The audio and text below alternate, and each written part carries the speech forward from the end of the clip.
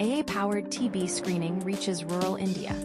ASHA workers in Andhra Pradesh are using the SWAASA app to screen people for tuberculosis simply by recording a cough on a smartphone.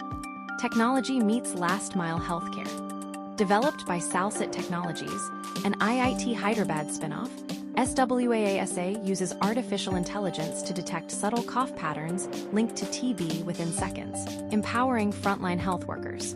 The innovation is helping ASHA workers identify potential TB cases early, bringing healthcare access and disease detection to communities with limited medical facilities.